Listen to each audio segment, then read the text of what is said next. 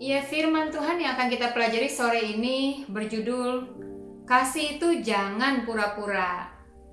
Kita baca di Roma 12 ayat 9. Nasihat, judulnya adalah nasihat untuk hidup dalam kasih. Demikian firman Tuhan, hendaklah kasih itu jangan pura-pura. Jauhilah yang jahat dan lakukanlah yang baik. Nah, Tuhan Yesus tidak pura-pura di dalam mengasihi. Ia waktu berada di dalam dunia, Tuhan Yesus melakukan segala sesuatu dengan begitu confidence, yakin. Kenapa sih? Karena dia melakukannya tuh dengan apa yang dia kerjakan, apa yang dia perkatakan di luar, apa yang dia perbuat itu sama dengan keadaan hatinya, sama. Jadi kasih yang dia tunjukkan kepada orang-orang yang dia layani dalam perkataan maupun perbuatan itu sama dengan kasih yang ada di dalam hatinya. Jadi sehingga pelayanannya begitu powerful dan penuh dengan kuasa. Nah, kalau Tuhan Yesus mengajar, ia sungguh-sungguh mengajarnya. Ia tidak pura-pura, ia tidak mengejar hal-hal yang salah menjadi tujuannya. Tuhan Yesus waktu mengajar, dia tujuannya tidak untuk tuntut pujian, tidak untuk dapatkan apresiasi, tidak untuk dapat timbal balik balasan dari orang gitu. Jadi kalau hal-hal seperti itu, pujian, apresiasi, timbal balik perbuatan baik itu tidak dia dapat pun, dia tidak apa-apa. Dia tidak menjadi kecewa dan berhenti untuk mengajar atau mengasihi. Karena bukan itu tujuan untuk yang dia kejar. Tapi dia sungguh-sungguh melakukannya dengan kemurnian, dengan tujuan ilahi. Dia tahu apa tujuannya di dalam mengajar, apa tujuannya di dalam mengasihi, apa tujuannya dalam berbuat baik, apa tujuannya dalam melakukan pelayanannya semua. Dan itulah yang membuat kasihnya tetap bisa murni. Itu yang harus kita pelajari dari Tuhan Yesus. Kita harus tahu tujuan apa harus kita miliki di dalam kita melayani, dalam kita hidup, di dalam kita melakukan segala sesuatunya. Nah, Tuhan Yesus tidak menjadi kecewa dan patah semangat dalam mengajar sekalipun dia tidak dapatkan pujian, apresiasi atau perbuatan baik dari orang-orang yang dia layani. Nah, one day itu Pastor Iwan pernah berkata kepada saya, motivasi yang dia lakukan dalam berkhotbah itu sungguh menginspirasi saya dan memberkati saya. Dia pernah berkata begini, kalau saya khotbah, kalau saya ngajar, firman Tuhan yang udah saya pelajari, saya telusuri, saya usahakan untuk saya hidupi itu, saya bagikan kepada orang lain lewat sharing, lewat khotbah. Kalau sampai orang-orang yang mendengarkan khotbah itu tidak ada yang mau mengikuti firman Tuhan yang saya sampaikan, saya nggak worry, saya nggak patah semangat atau akan berhenti berkhotbah. Kenapa? Karena saya yakin minimal pasti ada satu orang yang akan setuju dengan firman yang saya sampaikan dan melakukannya, mengikutinya. Terus saya tanya, itu satu orang itu siapa? Dan dia jawab, satu orang itu diri saya. Saya mempelajari firman, saya mengolahnya, merenungkannya, mencari kebenarannya, menelusurinya, saya mengkhotbahkannya. Ya saya minimal setuju dengan khotbah itu dan saya mengerjakannya. Jadi tidak akan pernah sia-sia apa yang saya khotbahkan, apa yang saya ajarkan, tidak akan pernah tidak ada hasil. Karena hasilnya itu minimal perubahan hidup diri saya sendiri. Nah, itu menjadi contoh yang sangat baik buat diri saya. Saya akhirnya menjadi lebih yakin bahwa kalau saya disuruh menyampaikan firman, saya akan menyampaikannya dengan keyakinan karena minimal diri saya sendiri akan mengaplikasikan firman itu. Nah, mari kita ikuti contoh-contoh seperti Tuhan Yesus kerjakan. Dia tidak menjadi lemah di dalam mengasihi karena kenapa sih dia sanggup ya mengasihi gitu, karena dia tidak memiliki kasih yang pura-pura, dia memiliki kasih yang murni, sehingga itulah yang membuat dia itu sanggup mengasihi, lama mengasihi, panjang mengasihi, terus menerus.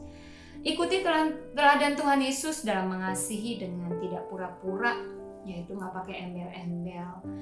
Pura-pura itu artinya tampak berbuat padahal tidak, atau tidak berniat berbuat, atau berlagak untuk mengelabui, atau bahasa yang umum sering diomongin orang itu adalah munafik, yang dikeluarkan beda dengan yang ada di dalam.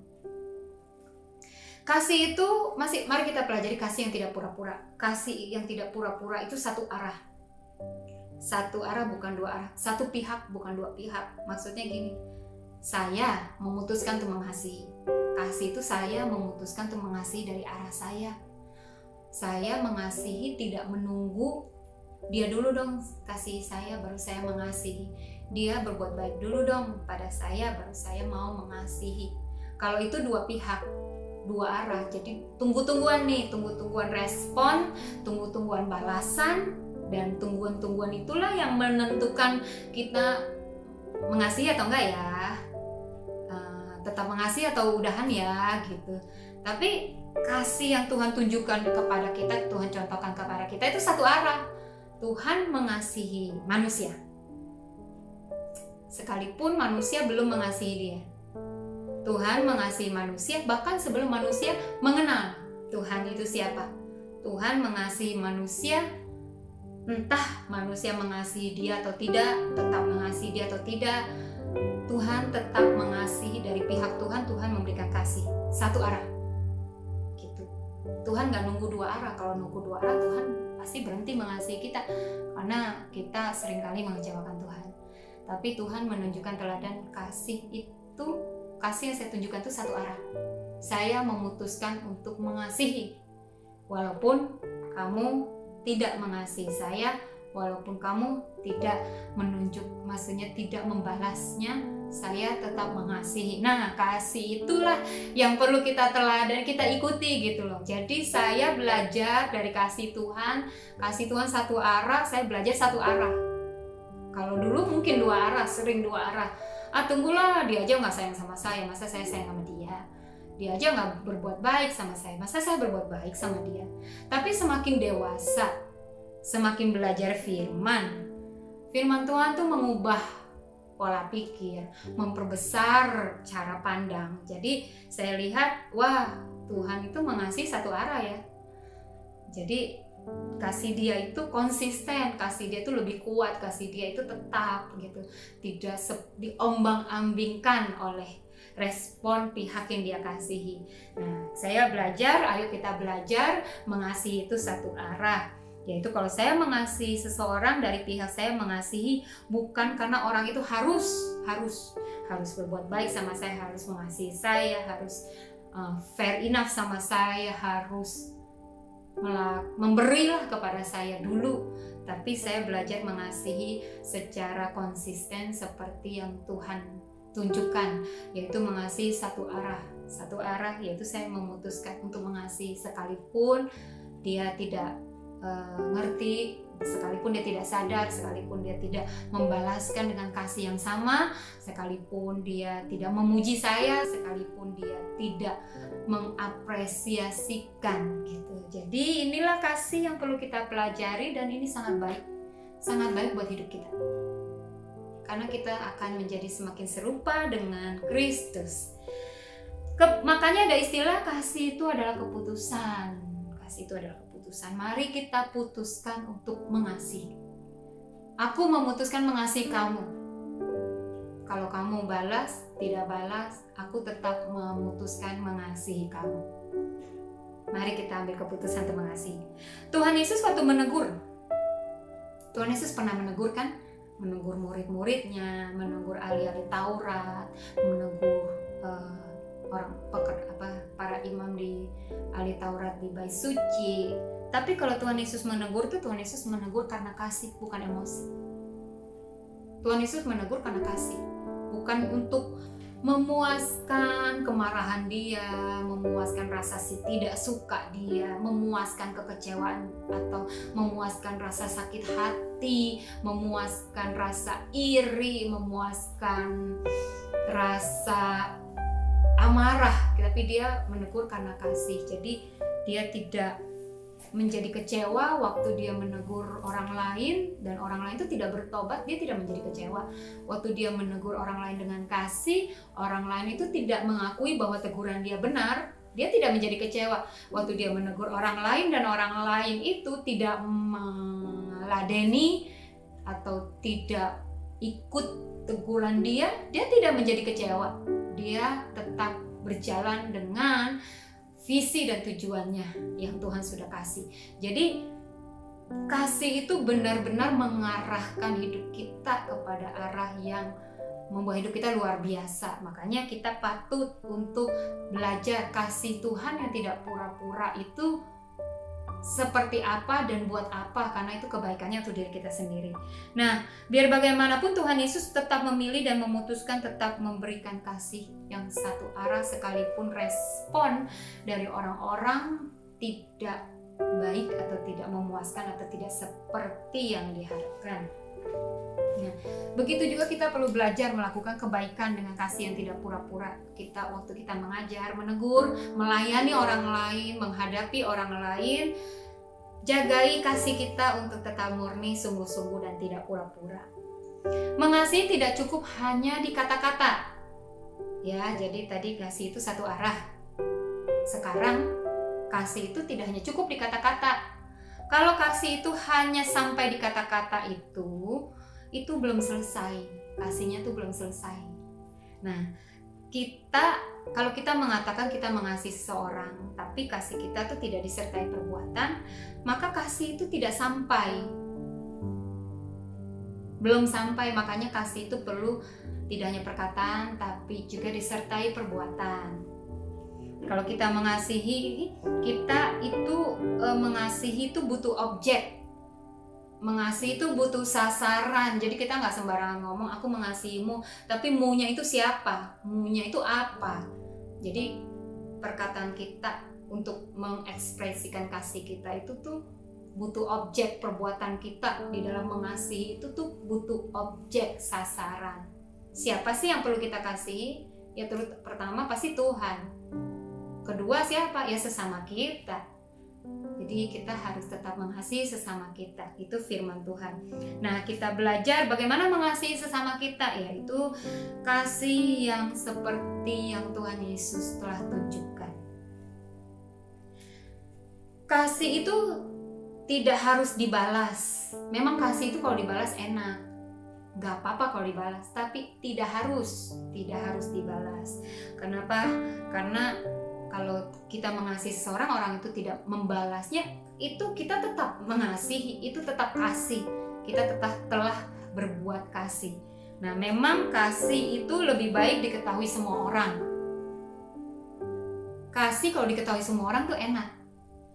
Dan kasih itu memang lebih baik kalau diketahui semua orang. Tapi kenyataannya dalam hidup ada sering kali atau banyak kejadian, banyak kasih yang sebenarnya tidak semua kasih kita diketahui semua orang. Contohnya ini sering terjadi pada kasih orang tua terhadap anak. Orang tua kan pasti mengasihi anak. Orang tua rata-rata mengasihi anak. Dan orang tua melakukan banyak hal, segalanya untuk menunjukkan kasihnya kepada anak, untuk berbuat baik kepada anak, untuk kepentingan si anak. Tapi banyak gak anak yang kecewa dengan orang tua? Banyak gak anak yang bilang gini, orang tuaku gak mengasihi aku? Banyak gak anak yang sakit hati karena dia berpikir bahwa dia tidak dikasihi oleh orang tuanya? Banyak ya. Jadi kenyataannya kasih itu seringkali tidak diketahui semua orang. Jadi kasih itu juga bisa kita mengasihi, tapi orang itu tidak tahu kita mengasihinya. Jadi itu bisa terjadi dan itu wajar. Itu wajar. Tapi hal kalau itu terjadi, jangan sampai itu menghentikan kita untuk tetap mengasihi. Orang tua yang sudah mengalami anaknya berontak, anaknya confess, ngaku bahwa papa mama gak sayang aku, sehingga dia berontak, sehingga dia pergi, sehingga dia melakukan hal-hal yang tidak menyenangkan orang tua. Orang tua jangan berhenti mengasihi anak. Dan rata-rata orang tua juga kebanyakan tidak berhenti mengasihi anak. Dia tetap mengasihi. Nah, jadi andai kata kasih kita kepada orang lain atau kepada seseorang tidak sampai, jangan berhenti mengasihi, tapi minta hikmat dari Tuhan. Apa yang harus aku buat untuk membuat kasih aku sampai kepada orang itu? Perkataan aja nggak cukup, perlu perbuatan. Apa yang harus aku perbuat untuk menyatakan kasihku? Dan tidak harus semua orang tahu kasihmu kepada semua orang. Karena Tuhan Yesus juga demikian. Tuhan Yesus mengasihi semua orang, tapi tidak semua orang tahu Tuhan Yesus mengasihinya. Tetap itu jangan dijadikan alasan untuk kita berhenti mengasihi. Apalagi mengasihi orang-orang di sekeliling kita, orang-orang yang Tuhan taruh di sekeliling kita, orang-orang yang Tuhan bawa kepada hidup kita. Jangan kita berhenti mengasihi.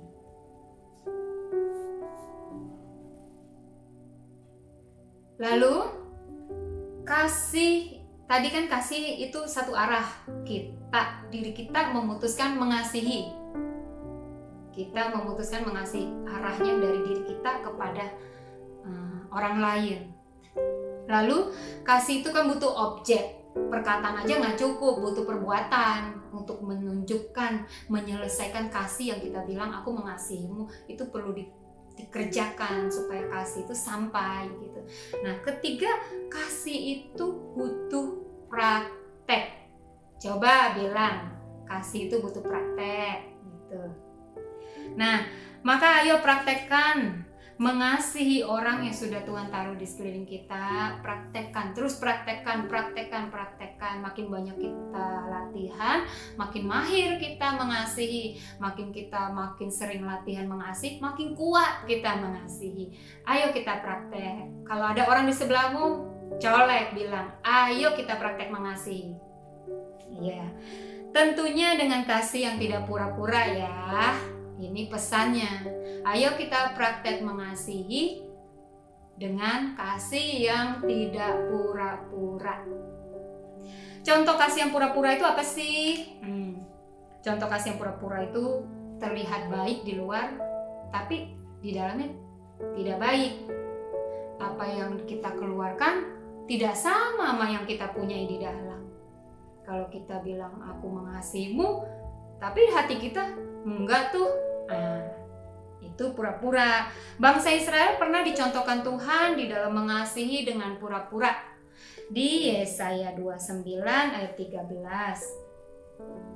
Firman Tuhan bilang begini, dan Tuhan telah berfirman, oleh karena bangsa ini datang mendekat dengan mulutnya dan memuliakan aku dengan bibirnya, padahal hatinya menjauh daripadaku. Ibadahnya kepadaku hanya perintah manusia yang dihafalkan.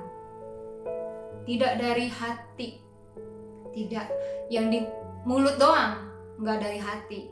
Jadi itu kasih yang pura-pura sama Tuhan. Itu di perjanjian lama. Di perjanjian baru kejadian nggak? Kejadian. Di perjanjian baru Tuhan Yesus itu ngomong sama ahli-ahli Taurat dan orang-orang Farisi di Markus 7 ayat 6. Jawabnya kepada mereka, benarlah nubuat Yesaya tentang kamu, hai orang-orang munafik. Sebab ada tertulis, bangsa ini memuliakan aku dengan bibirnya padahal hatinya jauh daripadaku.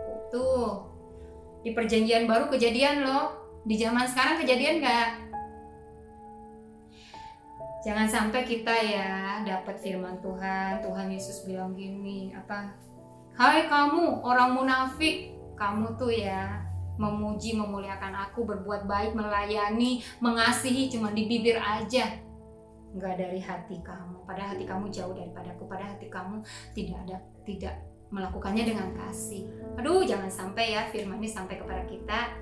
Nah, mari kita sungguh-sungguh nih jagain motivasi hati kita, alasan kita, tujuan kita di dalam mengasihi, di dalam melayani, di dalam bekerja, di dalam hidup ini, supaya kita tidak menjadi orang munafik.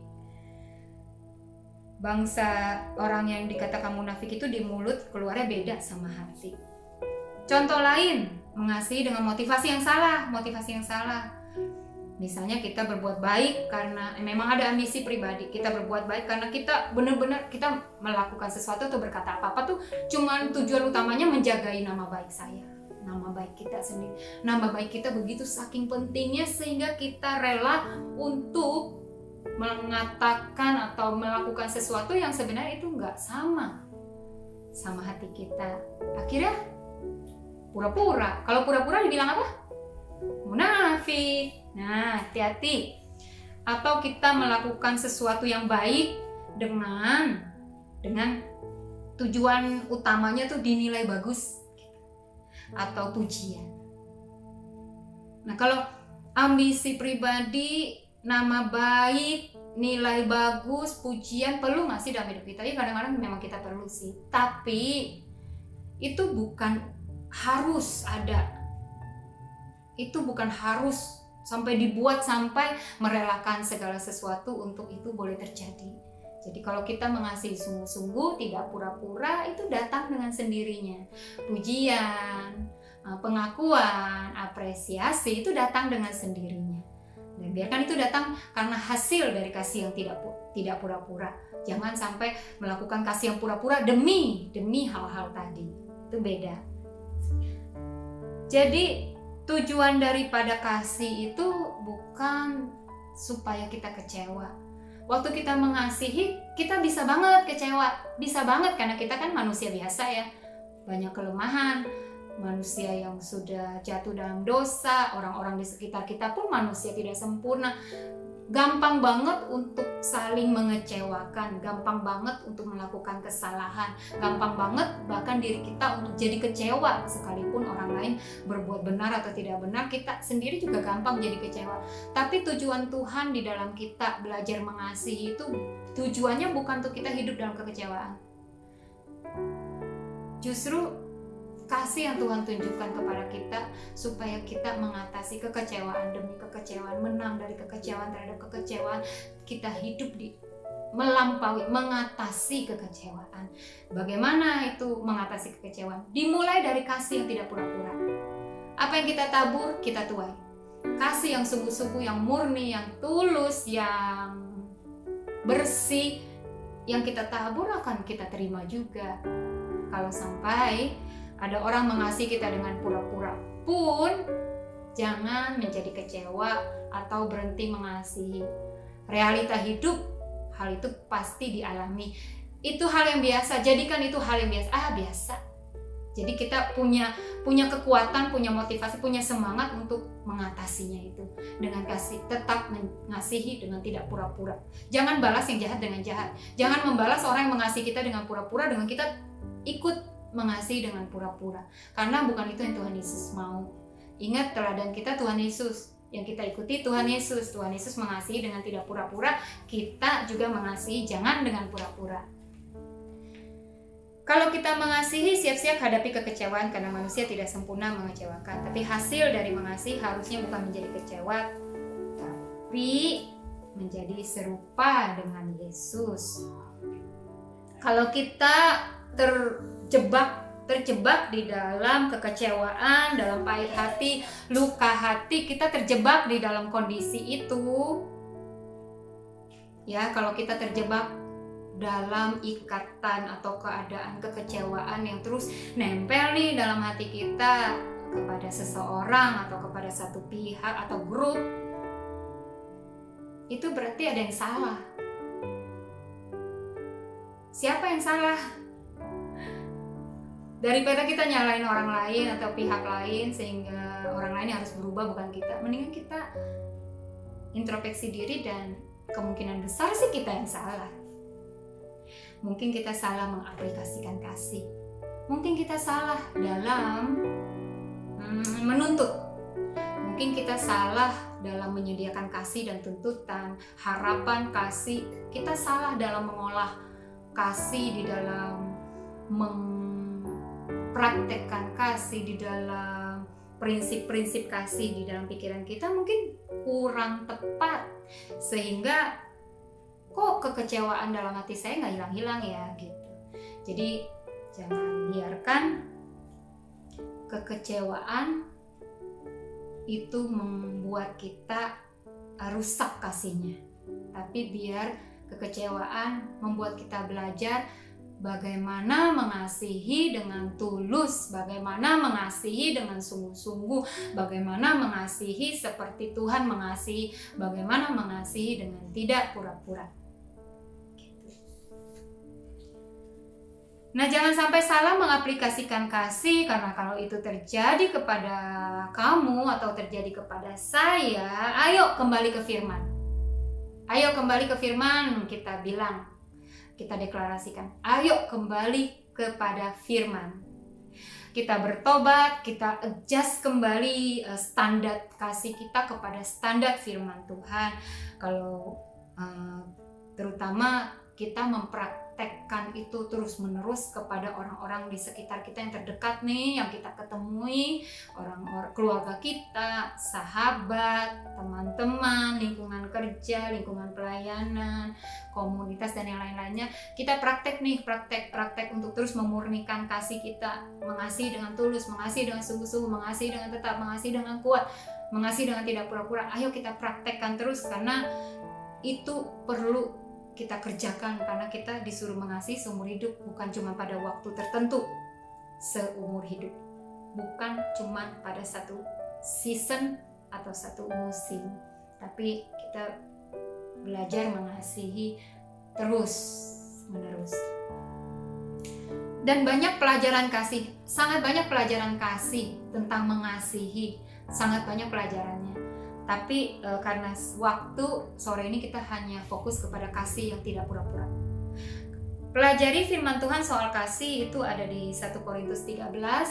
Baca firman Tuhan soal kasih. Banyak dari perjanjian lama, perjanjian baru, terutama tuh kalau perjanjian baru 1 Korintus 13. Baca, renungkan, pelajari, dan praktek. Jadi kasih kita perlu kita praktek. Nah, jadi kalau ada pertanyaan, apakah saudara pernah berjumpa dengan orang yang baik di depan saudara, tapi di belakang berbeda? Apakah saudara suka bertemu dengan kejadian seperti itu? Tentu tidak suka ya. Jadi kalau kita tidak suka, kita jangan mengerjakannya.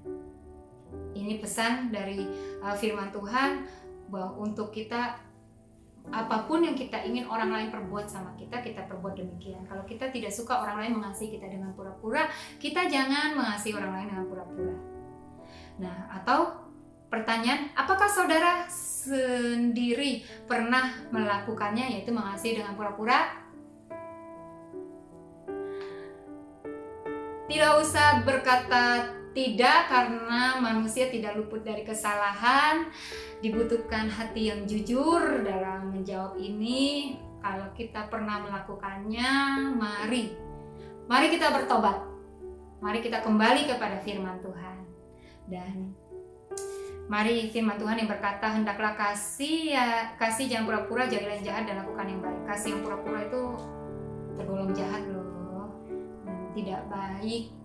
Jadi kalau kita mengasihi, ayo mengasihi dengan tulus. Tidak hanya tulus di hati, tapi juga caranya tulus. Tidak hanya benar di hati, tapi caranya juga benar. Baik lewat perkataan kita, lewat perbuatan kita, lewat pekerjaan kita, lewat motivasi kita. Ayo kita terus standarkan dengan standar firman Tuhan. Ujilah diri kita sendiri. Firman yang kita dengarkan ini jangan kita lemparkan kepada orang lain. Wah, ini firman buat orang lain nih, wah ini firman buat dia nih, wah firman buat itu. Tapi biar setiap firman yang kita dengar itu kita apply untuk diri kita sendiri. Karena kalau kita apply buat diri kita sendiri, diri kita yang berubah ke arah yang lebih baik, ke arah firman yang mau. Kalau kita lempar ini firman buat orang lain, ya kita harapin orang lain yang berubah, kita nggak berubah. Tapi biar firman yang kita dengar untuk diri kita sendiri. Termasuk saya, firman ini bukan buat orang lain, firman ini buat diri saya sendiri.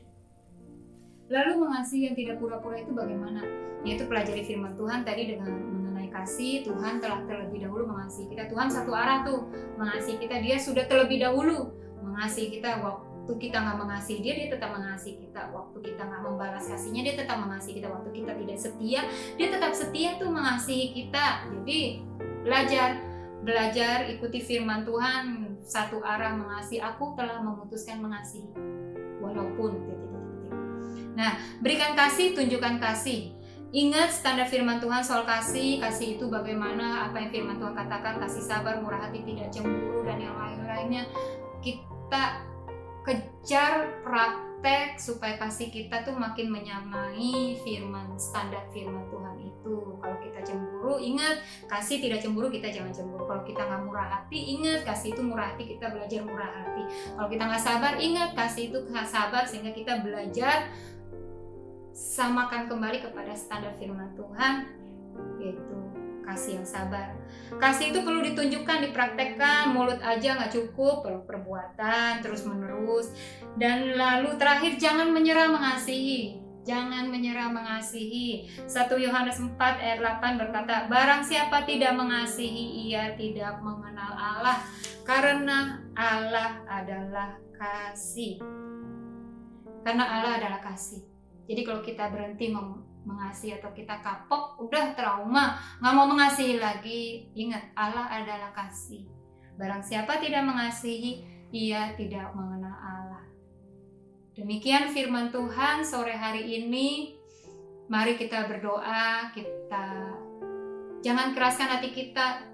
Minta Tuhan, mampukan aku mengasihi. Minta hikmat kepada Tuhan bagaimana mengolah kasih dari orang lain, kasih kepada orang lain, bagaimana mengaplikasikan kasih yang tulus, kasih yang sungguh-sungguh, yang tidak pura-pura, bagaimana untuk tetap kuat mengasihi dengan kasih yang tidak pura-pura. Mari kita berdoa karena kita butuh kuasa Tuhan, karena kita butuh campur tangan Tuhan, kita butuh pertolongan Tuhan untuk kita mampu melakukan firman Tuhan. Mari kita berdoa. Terima kasih Tuhan untuk firman-Mu Tuhan yang kami terima. Kami berdoa Bapa, firman-Mu biar tertanam kuat di dalam hati kami, di dalam pikiran kami, bahkan sampai bertumbuh dengan kuat menghasilkan buah-buah kebenaran. Tolong kami untuk memperbaiki standar kasih kami, model kasih kami, bentuk kasih kami, supaya dari dalam hati kami ini kami memiliki kasih yang tidak pura-pura, kasih yang tulus, kasih dengan motivasi yang benar, kasih yang sungguh-sungguh. Kami mau belajar mengikuti teladan Kristus di dalam mengasihi hidup kami sendiri, di dalam mengasihi umat manusia. Tolong kami Tuhan untuk mengasihi-Mu dengan kami mengasihi sesama kami, karena itulah hukum terutama yang Tuhan berikan kepada hidup kami. Biar kami mengasihi Tuhan dengan tidak pura-pura, kami mengasihi sesama kami dengan tidak pura-pura. Ampuni kami kalau kami pernah pura-pura, kalau kami bahkan masih pura-pura. Ampuni kami Tuhan, biar kami bertobat, biar kami memperbaiki dengan firman Tuhan, dengan kuasa dari Roh Kudus, menolong kami untuk hidup dalam kasih yang murni seperti kasih Tuhan. Tolong kami Tuhan untuk mengasihi dengan makin kuat dan makin kuat, tidak menyerah. Kalau ada Tuhan orang-orang yang sudah menyerah di dalam mengasihi, terutama mengasihi orang-orang terdekatnya, kami berdoa Bapa, berikan kekuatan, berikan anugerah-Mu, berikan pertolongan-Mu, bangkitkan kembali kasih Bapa di dalam hidupnya, bangkitkan kembali kasih, kemampuan, keinginan untuk mengasihi, sehingga kami tetap tinggal di dalam kasih Tuhan, hidup sebagai orang yang mengenal Tuhan dengan cara kami mengasihi dengan tidak pura-pura, karena Tuhan kami juga mengasihi kami dengan tidak pura-pura. Terima kasih Tuhan, berkati seluruh umat-Mu dimanapun berada, berkati dan urapi, penuhi dengan kasih Tuhan yang luar biasa. Di dalam nama Yesus mari kita berkata amin. Tuhan Yesus memberkati. Jemaat yang dikasihi Tuhan, saya percaya kita semua telah disegarkan oleh kebenaran firman Tuhan, dan pastinya firman Tuhan itu kalau kita kerjakan dengan sungguh-sungguh pasti akan memerdekakan kehidupan kita. Mari sama-sama sebentar lagi kita akan selesai dengan jam ibadah kita hari ini.